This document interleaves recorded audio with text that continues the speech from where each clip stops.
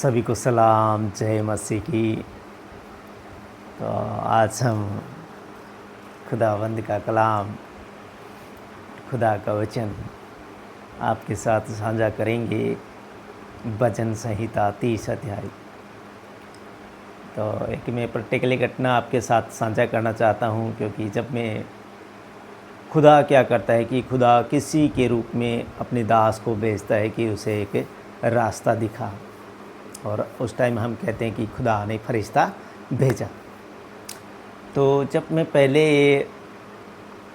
Bible के वचन Bible से लेता था तो क्या करता था कि ढूंढता था कि मैं किस विषय पे बोलूं, जकरिया की पुस्तक पे बोलूं या नीति वचन से बोलूं या यूहन्ना से बोलूं या मत्ती में से ढूंढता था, और ढूंढने में वक्त लगता था। फिर भी ढूंढ के, और कभी परमेश्वर का वचन डालना और कभी नहीं डालना, ऐसा था, और ऐसा सिलसिला चल रहा था। तो एक दिन जो हमारे चर्च के मेंबर है, खुदा ने उनको फरिश्ते के रूप में मेरे पास भेजा, और मैंने उनसे साझा किया कि मैं ना ऐसे बोलता हूँ। तो उन्होंने कहा कि आप एक कॉन्टिनेंट बनाओ भजन संहिता 150 तक का। आप 150 दिन भजन संहिता 1 से लेके 150 तक आप बोलो।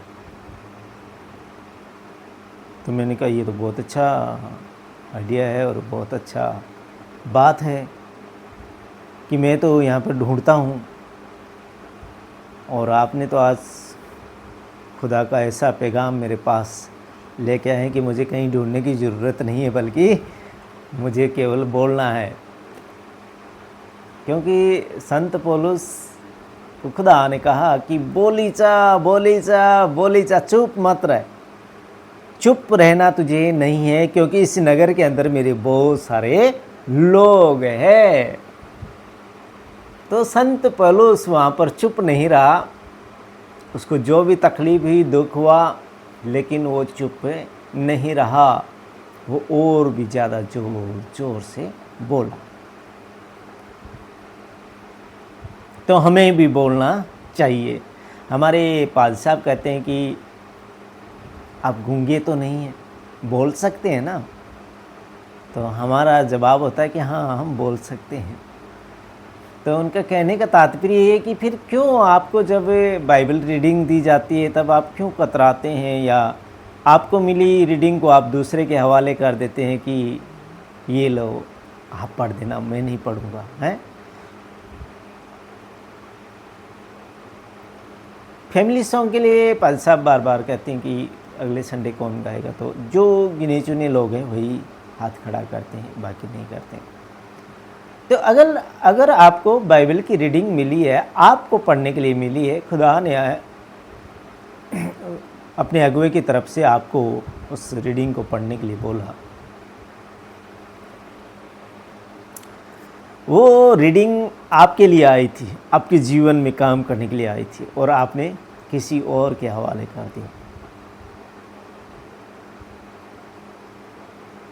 स्वर्ग में और नरक में आपको कहा जाए कि स्वर्ग आपका, आप दूसरे को दे दो, और आप नरक वाला रास्ता चुन लो। ऐसा नहीं होना चाहिए। हमें जो मिला है, हम परमेश्वर से उस वक्त दुआ करें कि आपने ये जो वचन है मेरे मुंह से निकालने वाले हैं, और मेरे मुंह से आप ये वचन निकालेंगे तो बहुत कुछ से बदलेगा। पवित्र आत्मा सब जनों के ऊपर में आएगी। तो जब पतरस वचन सुना रहा था तो अन्य जाति के लोग वहाँ पर बैठे हुए थे, वो वचन सुन रहे थे, पतरस वचन सुना रहा था। तब क्या हुआ था, एकाएक पवित्र आत्मा आई और पवित्र आत्मा जो वचन सुन रहे थे उनके साथ भी उड़ेली गई। तो वहाँ पर जो विश्वासी लोग बैठे थे वो शंकित हो गए, आश्चर्य करने लगे कि कैसे हो सकता है ऐसा, कैसे हो सकता है ऐसा, कैसे इन लोगों के ऊपर भी पवित्र आत्मा का साया उड़ेला गया है। तो पतरस ने कहा, क्या कोई जल के स्रोते को रोक सकता है? पतरस का कहने का मतलब था जल को, जो बहती हुई जल को कोई रोक नहीं सकता, अगर रोकेगा भी वह फाड़ के चला जाएगा, तो उसको कोई नहीं रोक सकता। इन्होंने भी हमारे ही समान, पतरस ने कहा, इन लोगों ने भी हमारे ही समान पवित्र आत्मा पाई है। इन्हें पिता पुत्र पवित्र आत्मा के नाम से इन्हें ले जाओ और बपतिस्मा दो। ये नहीं कहा पतरस ने कि इन्होंने हमारे समान पवित्र आत्मा नहीं पाई है, बल्कि पतरस ने कहा था कि इन्होंने भी हमारे समान पवित्र आत्मा पाई है।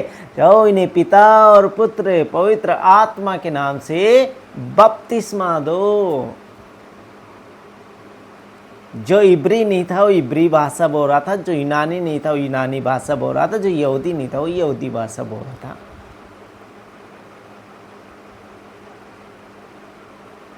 सब अपनी अपनी भाषा बोल रहे थे, लेकिन सबको एक ही भाषा, अपनी मातृभाषा, मातृभूमि की भाषा सुनाई पड़ रही थी। तो हम सब एक ही है, पिता ने हमें रचा है। हम यहाँ पर अलग अलग भटक चुके हैं, लेकिन हमें राजा सुलेमान के वचनों में कहता है कि चींटियों के ऊपर में नज़र करो कि वो कैसे एकजुट रहती है। हमें भी एकजुट रहना चाहिए। एकजुटता में बहुत बड़ी ताकत है। अगर हम एकजुट हो जाएंगे सारे लोग, तो एकजुटता में बहुत बड़ी ताकत है, क्योंकि परमेश्वर ने हमें केवल मनुष्य बनाया था। हम भटक गए परमेश्वर से, जिसने हमें इस सृष्टि के ऊपर, उसकी रची हुई सृष्टि के ऊपर उसने भेजा, और हम यहाँ पर आके मोह माया लालच में फंस गए। अब हम परमेश्वर को भूल चुके हैं। हम ये भूल चुके हैं कि हमें एक दिन वापस जाना है, और हम यहाँ पर उल्ट फेर के काम करने लग गए।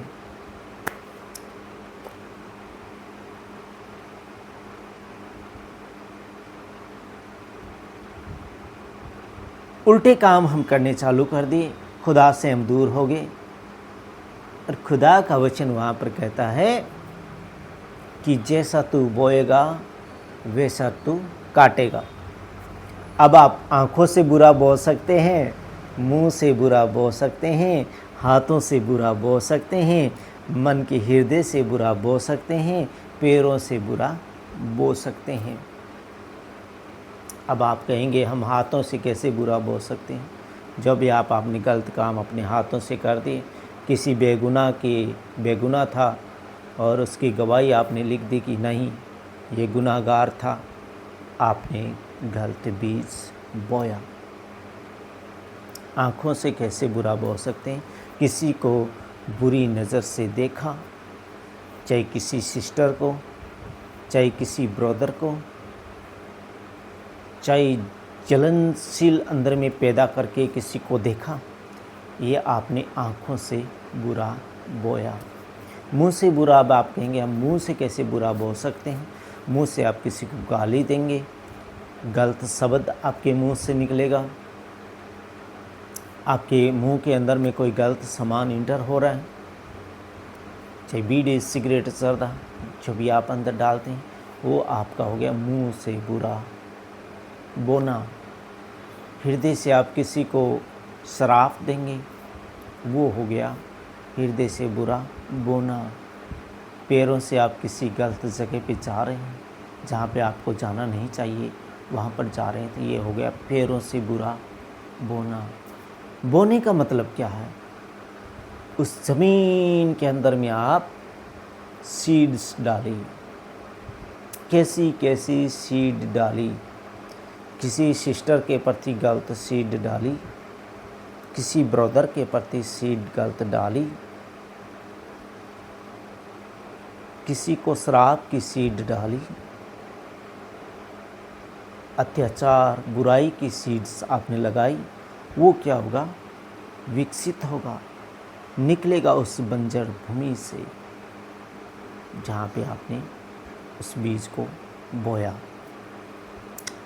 वो वृक्षदार हो जाएगा, फिर उसमें वो जो भी है बुरे फल वो लगेंगे।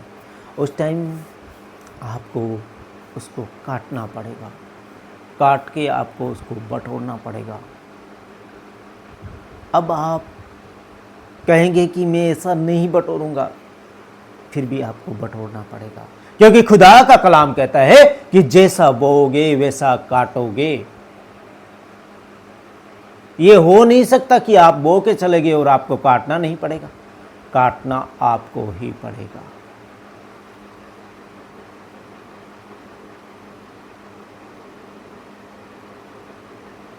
परमेश्वर ठट्टों में नहीं उड़ाया जाता, क्योंकि मनुष्य जो कुछ बोता है वही काटेगा। अवसर को बहुमूल्य समझो, क्योंकि दिन बुरे हैं। जो प्रेजेंट अवसर आपको मिला है खुदा से मिलने के लिए, परमेश्वर से मिलने के लिए, उसमें आप परमेश्वर की महिमा करो। गलत बोना छोड़ो, गलत विचारों को छोड़ो, त्यागो, अपनी इंद्रियों को, अपनी लालसाओं को मारो और परमेश्वर की तरफ उनको लगाओ। अगर हम खुदा के सीड बोते जाएंगे तो काटने में बहुत मज़ा आएगा। उसके वचनों के लहलाते हुए जो हम काटेंगे तो बहुत आनंदित होंगे, क्योंकि हमें लास्ट में केवल वचनों के ही प्यास और भूख लगेगी। ना हमें रोटी की भूख लगेगी, ना हमें पानी की प्यास लगेगी, ना हमें धूप लगेगी, ना हमें सर्दी लगेगी, क्योंकि वहाँ पर सब कुछ एक समान है। ना वहाँ पे सूरज है, ना वहाँ पर चाँद है। वहाँ पर खुदा की तरफ से रोशनी मिलती है, परमेश्वर की तरफ से रोशनी मिलती है। और वो बताता है, ये पवित्र शास्त्र आप इसे पढ़िए। क्यों हम इससे दूर भागते हैं कि पता नहीं इसमें अंदर में क्या लिखा हुआ है क्या नहीं। ना ना ना ना ना, हम नहीं पढ़ना, ले जाओ ले जाओ ले जाओ। ऐसा नहीं है। यहाँ पर बहुत कुछ मनुष्य को सुधारने के लिए लिखा गया है। अगर मनुष्य इन बातों के ऊपर चले तो वो नरक में कभी जा नहीं सकेगा। खुदा उसकी अंगुली को पकड़ लेगा, खुदा उसको गलत चीज़ों से, गलत नशों से बाहर खींच लेगा। उस जीवते परमेश्वर में बहुत बड़ी ताकत है। आपका एनी टाइम चेहरा जो खिलखिलाता रहेगा, लोग आपके नूर से चेहरे को देखेंगे और पूछेंगे कि क्या खाते हो, क्या पीते हो, क्या करते हो। तब बताना उनको कि हम परमेश्वर को पहचानते हैं, परमेश्वर को सुबह सवेरे उसका नाम को जपते हैं, उसकी अगुवाई में हम चलते हैं। किसी पड़ोसी से नफरत करनी नहीं है, प्रेम करना है। सबसे बढ़कर तो तन मन धन से तो परमेश्वर से प्रेम करना है। उसके बाद में दूसरी आज्ञा दी है, अपने पड़ोसी से भी अपने समान प्रेम करना है। जैसा तू तुझसे प्यार करता है वैसे अपने पड़ोसी से भी प्रेम करो। हम भाई भाई प्रेम करें। प्रेम में बहुत बड़ी ताकत है। प्रेम से जग को जीता जा सकता है। प्रेम ऐसी चीज़ है। तो खुदा के वचन की तरफ चलते हैं। आज वचन संहिता 30 अध्याय। और खुदा ने अपने दास को हमारे पास भेजा। खुदा ने अपने बंदे को मेरे साथ भेजा और मुझसे कहा कि आप भजन संहिता का कॉन्टिनेंट बनाओ 150 डे का। तो मैं जा रहा हूँ भजन संहिता 150 दिन के ऊपर बोलने के लिए। तो खुदा से मैं रोज़ सामर्थ्य मांगता हूँ। तो आप भी मेरे लिए दुआ कीजिए कि आपको भजन संहिता 150 का पूरा कॉन्टिनेंट में खुदा ने मुझे तंदुरुस्ती बख्शी और खुदा ने कोई ऐसे गलत नेगेटिव विचार ना लाते हुए, तो मैं 150 दिन के ऊपर मैं बोलना चाहता हूँ। और 150 दिन के ऊपर बोलना आपको कैसा लगा, इसके बारे में आप कमेंट और शेयर करके ज़रूर बताइए, क्योंकि आप खाली सुनिए ही मत, जब आप सुनते हैं तो आगे भी आप ट्रांसफ़र कीजिए उसे, कि और भी भाई बहनों की ज़िंदगियाँ बच सके। क्योंकि परमेश्वर कहता है कि जैसा बोओगे वैसा काटोगे। तो अगर आप परमेश्वर के वचन को आगे पहुंचाते हैं तो ये हो गया आपका बोना।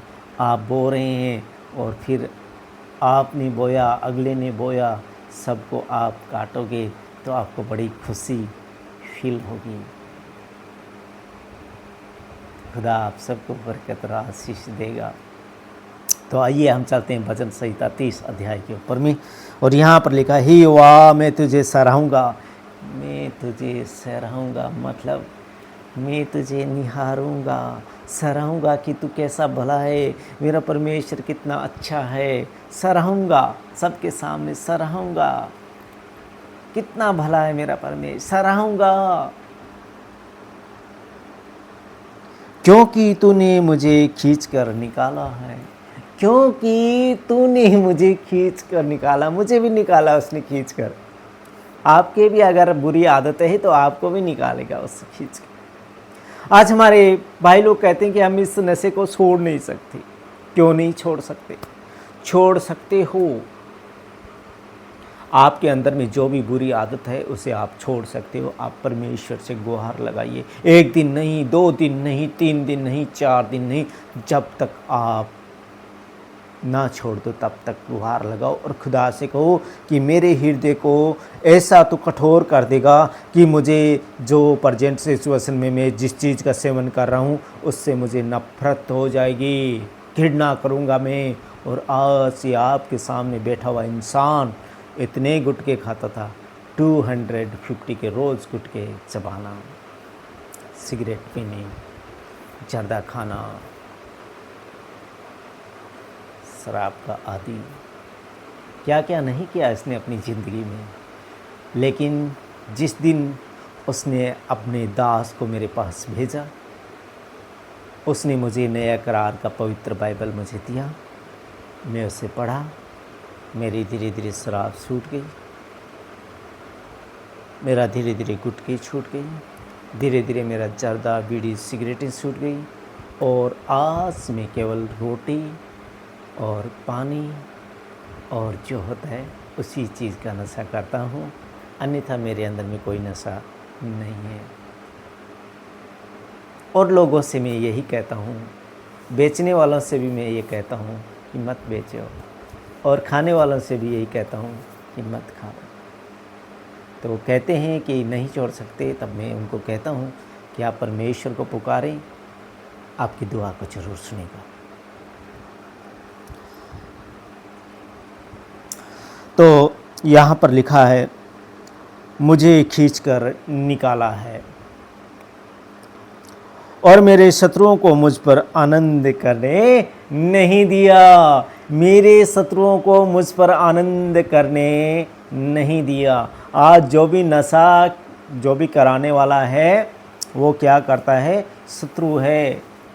जब हम जितने दिन हमारे पास पैसे होते हैं तब तक वो जो शत्रु जिसने हमें नशे के चुंगल में डाला वो खुश रहता है। जब हमारे पास पैसा ख़त्म है, उसको पता चल जाता है इसका सब कुछ बिक चुका है, अब इसके पास कुछ नहीं है, अब इसको छोड़ दिया जाए, तो वो आपसे कतराएगा, आपके नज़दीक नहीं आएगा और आनंद करेगा कि इसको मैंने ही इस गड्ढे के अंदर डाला है। तो यहाँ पर राजा दाऊद कह रहा है कि मेरे शत्रुओं को मुझ पर आनंद करने नहीं दिया। मैं तो नशे की बात कर रहा हूँ, लेकिन यहाँ पे दाऊद नशे की बात नहीं कर रहा है। शत्रु जो दाऊद के शत्रु थे, लड़ने वाले राजा था दाऊद, तो उसके शत्रु इर्द गिर्द के देश थे, उनको मुझ पर आनंद करने नहीं दिया। वो आनंद नहीं कर सके। दाऊद से वो जीत नहीं सके क्योंकि दाऊद के साथ परमेश्वर था।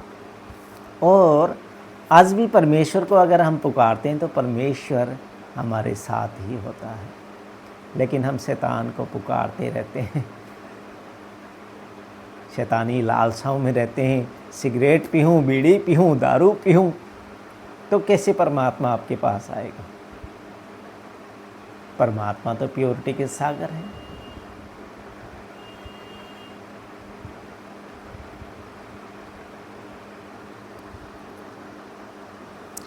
हे मेरे परमेश्वर यहोवा, मैंने तेरी दुआई दी और तूने मुझे चंगा किया।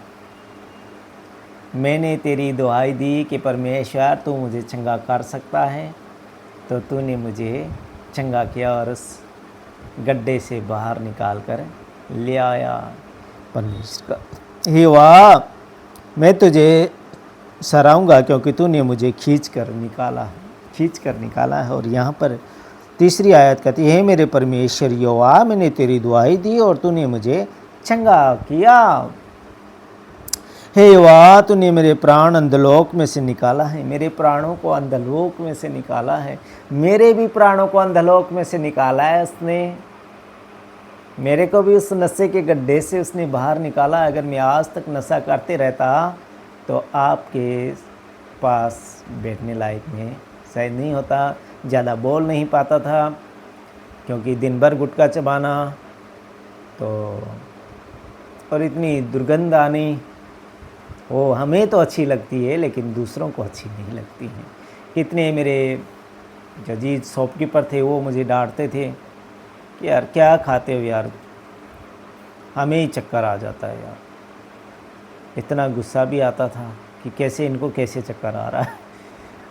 लेकिन आज जब नहीं खाता और दूसरे खाते हैं उनको देखता हूँ तो हकीकत में बहुत ख़राब चीज़ में सेवन करता था। परमात्मा ने मुझे उस चीज़ से निकाला, तो खुदा का मैं बहुत बहुत धन्यवाद करता हूँ। परमेश्वर पिता ने मेरी दुआएं सुनी, मेरी प्रार्थनाएं सुनी, मैं उसका बहुत बहुत धन्यवाद करता हूँ। हे वाह, तूने मेरे प्राण अंधलोक में से निकाला, तूने मुझको जीवित रखा और कब्र में पड़ने से बचाया। तूने मुझे जीवित रखा और कब्र में पड़ने से बचाया। तूने मुझे जीवित रखा और कब्र में पड़ने से बचाया।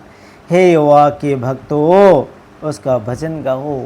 हे यहोवा के भक्तों, उसका भजन गाओ। और जिस पवित्र नाम से उसका स्मरण होता है उसका धन्यवाद करो। और जिस पवित्र नाम से उसका स्मरण होता है उसका धन्यवाद करो, क्योंकि उसका क्रोध तो क्षण भर का होता है परंतु उसकी प्रसन्नता जीवन भर की होती है। उसका क्रोध तो क्षण भर का, मतलब 1 सेकंड 2 सेकंड का होता है, लेकिन उसकी प्रसन्नता, वो प्रसन्न कैसे रहता है, जीवन भर की होती है उसकी प्रसन्नता। परमेश्वर की क्रोध कुछ छोटा सा थोड़ा सा होता है। कदाचित रात को रोना पड़े परंतु सवेरे आनंद पहुँचेगा। कदाचित रात को रोना पड़े पर सवेरे आनंद पहुँचेगा। रात आती है, प्रभु यीशु मसीह के जीवन में भी रात आई, हमारे जीवन में भी रात आती है। फिर हम इंतज़ार करें, सवेरा फिर आएगा। परमेश्वर पर भरोसा रखें, क्योंकि जिस रात हवालात में पकड़ाया गया था प्रभु यीशु मसीह, उस दिन चेलों के साथ ढेले भर की दूरी पे जाके और दुआ की। खुदावंद प्रभु यीशु मसीह ने, खुदावंद यीशु मसीह के लफ्ज़ थे कि हे पिता, अगर हो सके तो जो ये कटोरा में पीने पर हूँ ये टल जाए, लेकिन इसमें मेरी मर्जी नहीं बल्कि तेरी मर्जी पूरी हो। अगर तू जैसा चाहता है वैसा हो। लहू के समान पसीने की बूंदें गिर रही थी प्रभु यीशु मसीह के जिस्म से। फिर खुदावंद ने घुटने टेक कर प्रार्थना की और फिर वापस आए तो चेलों को सोते हुए वहाँ पर पाया।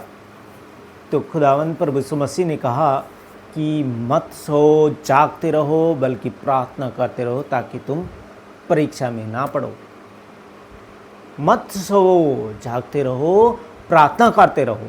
जैसे खुदावंद प्रभु यीशु मसीह प्रार्थना कर रहा था, अगर वो भी वहाँ पर प्रार्थना करते तो प्रभु यीशु मसीह को छोड़कर भागते नहीं। बल्कि डटे रहते और सामर्थ्य पाते पिता से। तो ऐसा 3 बार हुआ। 3 बार खुदाबंद गए, प्रार्थना की, लेकिन चेलों को सोते पाया। तो लास्ट में उन्होंने कहा कि अब सोते रहो। तो खुदा से हमें दुआ करनी चाहिए, प्रार्थना करनी चाहिए खुदावंद के आगे। खुदावंद हमसे बहुत प्यार करता है। खुदा से हम बातें करें, क्योंकि उसका क्रोध तो क्षण भर का होता है, परंतु उसकी प्रसन्नता जीवन भर की होती है। कदाचित रात को रोना पड़े, परंतु सवेरे आनंद पहुँचेगा। सवेरे तो क्या होगा? आनंद पहुँचेगा। हमें कभी भी कोई परीक्षा आए तो हमें घबराना नहीं है। परमेश्वर से कहना है कि अभी रात आई है, फिर सवेरा आ जाएगा। तू देखा हमें सवेरा। गिड़गिड़ा कर परमेश्वर के आगे प्रार्थना कीजिए, सब कुछ बदल देता है वो परमेश्वर।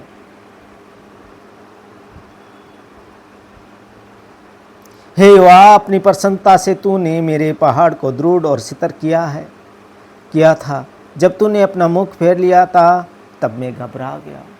तूने अपना मुख, कोई गलती की होगी दाऊद ने, मुख फेर लिया तो मैं घबरा गया, बेचैन हो गया कि अब मैं क्या करूँगा।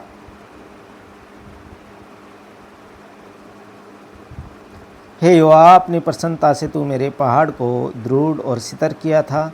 जब तूने अपना मुख फेर लिया, तब मैं घबरा गया था। हे यहोवा, मैंने तुझी को पुकारा और यहोवा से गिड़गिड़ा कर वह विनती की।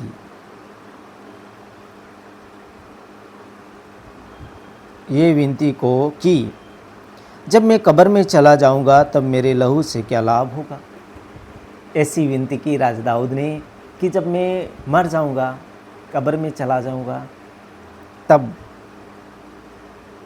मेरे लहू से क्या लाभ होगा, मेरे खून से क्या लाभ होगा। कोई लाभ होने वाला है? परमेश्वर से कहा राजा दाऊद ने। क्या मिट्टी तेरा धन्यवाद कर सकती है? क्या वह तेरी सच्चाई का प्रचार कर सकती है? क्या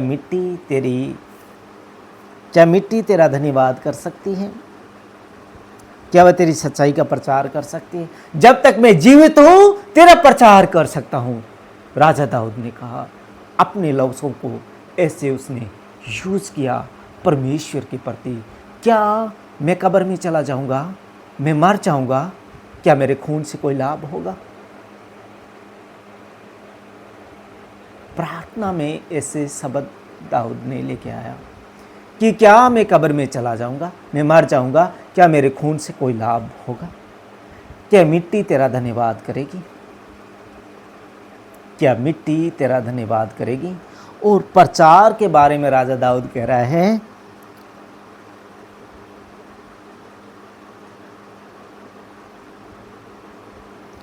वह तेरी सच्चाई का प्रचार कर सकती है क्या? वह तेरी सच्चाई का प्रचार कर सकती है क्या? तो मिट्टी सच्चाई का प्रचार नहीं कर सकती, क्योंकि हम जो परमेश्वर ने हमारे अंदर में आत्मा डाली है, अगर हमारे अंदर में आत्मा है तो इससे हम प्रचार कर सकते हैं। क्योंकि संत पौलुस को परमेश्वर ने कहा कि बोली जा, चुप मत रहे, क्योंकि इस नगर के अंदर में मेरे बहुत सारे लोग हैं।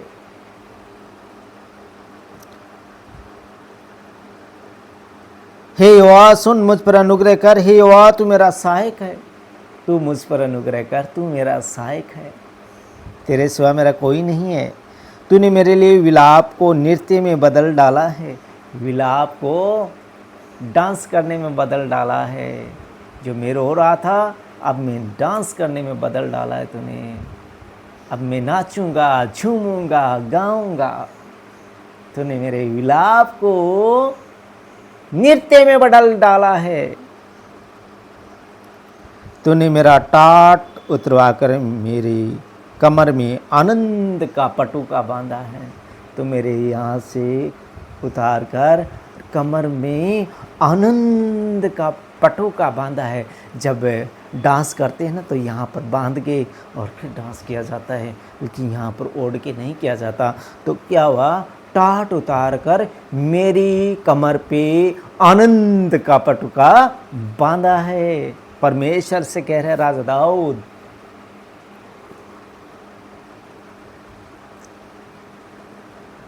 ताकि मेरी आत्मा तेरा भजन गाते रहे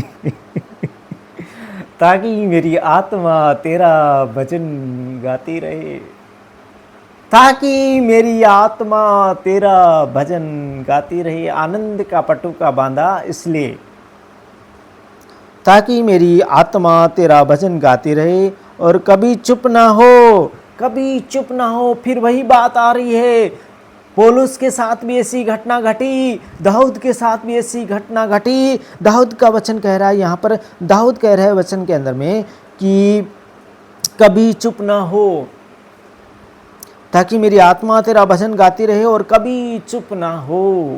और वहाँ पर संत पौलुस से परमेश्वर ने कहा, बोली जा, चुप मत रहे, बोली जा, क्योंकि इस नगर में मेरे बहुत सारे लोग हैं। हे मेरे परमेश्वर यहोवा, मैं सर्वदा तेरा धन्यवाद करता रहूँगा। तो हमें आज बात हो रही है धन्यवाद की, कि सर्वदा हमें परमेश्वर का धन्यवाद करते रहना चाहिए। परमेश्वर तेरा धन्यवाद, परमेश्वर तेरा धन्यवाद, क्योंकि परमेश्वर ने हमें खींच के बाहर निकाल के ले आया। अगर आपके अंदर भी ऐसी कोई बुरी आदत है तो परमेश्वर से धन्यवाद कीजिए, प्रार्थना कीजिए, परमेश्वर आपको बदलेगा। और किन शब्दों में, किन लफ्ज़ों में प्रार्थना करनी है, ये आज आपने सीखी, उन लफ्ज़ों में आप प्रार्थना कीजिए। परमेश्वर से कहिए कि मेरा हृदय तेरा मंदिर है, और इस हृदय में अगर ये बुरी चीज़ जा रही है तो इस चीज़ से मुझे नफ़रत हो जाए, क्योंकि अगर मैं मर जाऊंगा, क्या ये खून तेरा धन्यवाद करेगा? परमेश्वर से कहिए, क्या मिट्टी तेरा धन्यवाद करेगी? क्या मिट्टी तेरा प्रचार करेगी? तो मैं जब तक जीवित हूँ मुझे जीवित रख, और मुझे सारे नशोपतों से आज़ाद कर, और मेरे शत्रुओं को मुझ पर आनंदित होने मत दे, और होने भी नहीं देगा, क्योंकि खुदावंद बहुत सामर्थ्यवान है। खुदा ने इस सृष्टि को रचा है, हम कुछ नहीं है। परमेश्वर कहता है कि मनुष्य क्या सोच सकता है, कितना सोच सकता है। वो मनुष्य की सोच में और परमेश्वर की सोच में तो ज़मीन और आसमान का कितना गैप है, उतना गैप है। कितना सोच सकता है इंसान, इंसान क्या सोच सकता है? परमेश्वर कहता है कि इंसानों से मत डर, इंसान ज़्यादा से ज़्यादा क्या करेंगे, तेरे शरीर का नाश कर देंगे, लेकिन आत्मा का कुछ नहीं कर पाएंगे, आत्मा का कुछ नहीं कर पाएंगे। तो मनुष्य से डरना नहीं है, डरना किससे है? वो भी परमेश्वर ने बताया कि डरना किससे है। डरना उससे है जिसको ये अधिकार हो कि इस आत्मा को नरक में डाल दो, उससे डरना चाहिए। हमें इंसानों से बिल्कुल डरना नहीं चाहिए। इंसान हमारा ज़्यादा से ज़्यादा क्या करेंगे, गोली मार देंगे, हमारे शरीर को नष्ट कर देंगे। तो ये मिट्टी का शरीर मिट्टी में मिल जाएगा, लेकिन आत्मा अमर है, वो चली जाएगी खुदावंद के पास। उससे डरना नहीं है। तो वहाँ पर हमें शहीद होने का एक तोहफा मिलेगा। जैसे यहाँ पर कोई हमारा सोल्डर शहीद हो जाता है तो उसको भव्य श्रद्धांजलि जो है कि मिलती है, क्योंकि वो हमारे देश के लिए शहीद हुआ। तो अगर हमारे को भी ऐसे शहीद होना पड़ जाए परमेश्वर के कारण, तो वो तो हमारे देश के लिए शहीद हुआ, इसलिए उसे ऐसा कुछ मिला। लेकिन हम परमेश्वर के लिए अगर शहीद हो जाएं तो परमेश्वर अपने फरिश्तों के साथ, जश्न के साथ, हमारी आत्मा के साथ आनंद मनाएगा। तो नहीं डरना है हमें इंसानों से, बल्कि डरना है परमेश्वर से, जिसको ये अधिकार हो कि इस आत्मा को नरक में डाल दो, उससे हमें डरना चाहिए। मनुष्य से डरना नहीं चाहिए, क्योंकि परमेश्वर का वचन कहता है कि मनुष्य ज़्यादा से ज़्यादा क्या करेंगे, तेरे शरीर को नष्ट कर देंगे, तुझसे घात करके तुझे मार देंगे। लेकिन डरना उससे है जिसको उस आत्मा को ये आज्ञा हो कि इसको सदा के लिए वहाँ पे डाल दो जहाँ पर रोना और दांत का पीसना हो, तो वहाँ पर हमें जाना नहीं है। तो खुदा आप सबको बरकत और आशीष दे। खुदावन से प्रार्थना कीजिए, अगर कोई बुरी आदत है तो आज भजन संहिता 30 अध्याय आपसे छुड़ाएगी। अपने शत्रुओं के ऊपर आनंद, आपके शत्रुओं के ऊपर में आनंद करने नहीं देगी। परमेश्वर का आप धन्यवाद करते रहिए, भजन गाते रहिए, खुदा के साथ आला हो जाइए। खुदा आप सबको बरकत और आशीष दे। आमीन।